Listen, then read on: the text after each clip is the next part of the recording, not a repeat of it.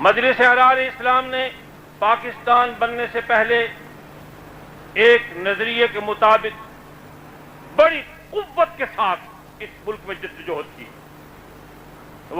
وہ نظریہ یہ تھا کہ اس ملک کو آزاد کراؤ اور آپس میں بیٹھ کے تقسیم کرو۔ اس کی تفصیل میں نہیں جاؤں گا، اس لیے کہ ہم سارے یہاں بسنے والے، جیسے مسٹر جناح نے کہا پاکستان بننے کے بعد، وہ مینار پاکستان میں لکھا ہوا ہے، پڑھ لو جا کر، میری بات نہ مانا۔ مینار پاکستان پہنچ جاؤ، سیر کرنے جاؤ، وہاں قائد کا فرمان لکھا ہوا ہے کہ پاکستان میں بسنے والے ہندو، سکھ، عیسائی، جس مذہب سے بھی کوئی تعلق رکھتا ہے وہ ایک پاکستانی قوم ہے۔ ٹھیک ہے، ہمارے بزرگوں نے کہا تھا کہ ہندوستان میں بسنے والے سکھ، ہندو، عیسائی، مسلمان ایک قوم ہیں، ہم مل کر اپنے اپنے علاقے تقسیم کریں گے۔ اگر مجلس احرار اسلام نے ٹکر لینی ہوتی تو مسلم لیگ کے ساتھ پاکستان بننے کے بعد سب سے بڑی قوت مجلس احرار اسلام تھی۔ ہم سے بڑی قوت کسی کے پاس نہیں تھی۔ میں صرف ماضی کی تھوڑی جھلک دکھانا چاہتا ہوں۔ مجلس احرار اسلام نے آخری جو اجلاس کیا 1949 میں، اس میں اپنی قوت کا مظاہرہ کیا، مسلم لیگ کو بتایا کہ ہمارے اندر یہ قوت موجود ہے، اور ساتھ ہی ایثار بھی بتا دیا کہ ایثار کا جذبہ بھی موجود ہے۔ ہم شریف لوگ ہیں، کمینے نہیں ہیں، کمینوں سے واسطہ ہمارا ضرور پڑا ہے، شریفوں سے واسطہ پڑتا تو نہ جانے اس ملک کا مقدر کیا ہو جاتا۔ 1,00,000 رضاکاروں نے مارچ پاس کیا 1949 میں لاہور میں، 1,00,000 رضاکاروں نے مسلح مارچ کیا، اور ہم نے دفاعی مصنوعی جنگ لڑی۔ مجھے اچھی طرح یاد ہے، میں بھی وردی پہن کے گیا ہوا تھا۔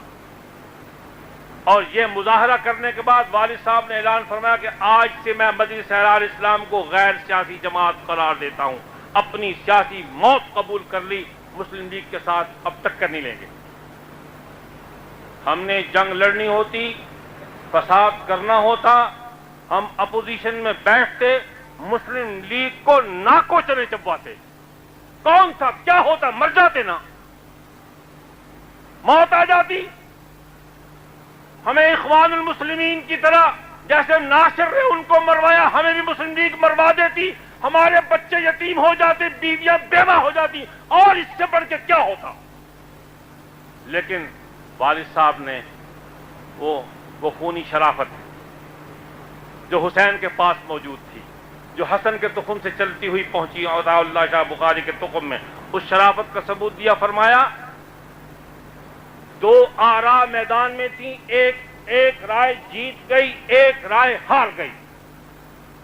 شریف ہارنے والا میں ہوں، میں قبول کرتا ہوں اپنی ہار کو اور اس ملک کا وفادار۔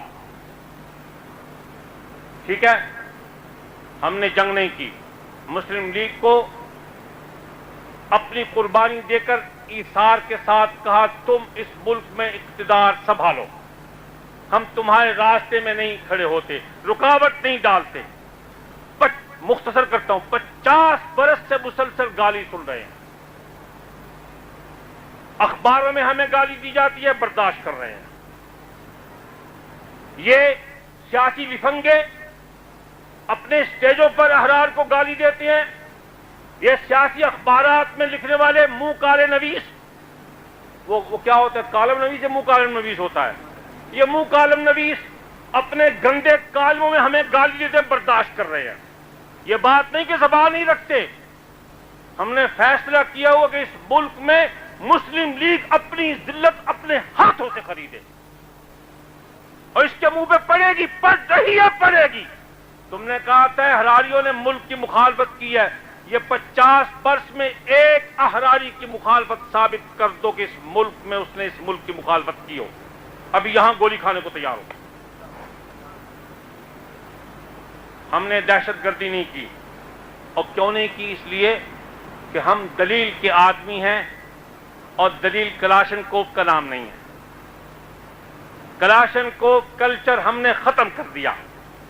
وہ اس دن ختم ہو گیا تھا جب نبی علیہ الصلوۃ والسلام کو اللہ تبارک و تعالی نے منصب نبوت پر بٹھا دیا، فرما دیا قولوا لا الہ الا اللہ، میرے حبیب کلمے کی دعوت دے کر سب کلمے کی برادری کو ایک تار میں پرو دو، ہم سب کلمے کے بھائی ہیں۔ اور نبی کو طاقت دی دلیل کی طاقت، نبی کو طاقت دی معجزے کی طاقت، نبی دلیل سے بات منواتا ہے، معجزے کی طاقت سے بات منواتا ہے۔ ہمارے پاس معجزہ تو ہے نہیں کہ ہم نبی ہیں، ہمارے پاس دلیل کی طاقت ہے، دلیل کے ساتھ بات کرتے ہیں، بات کرتے رہیں گے۔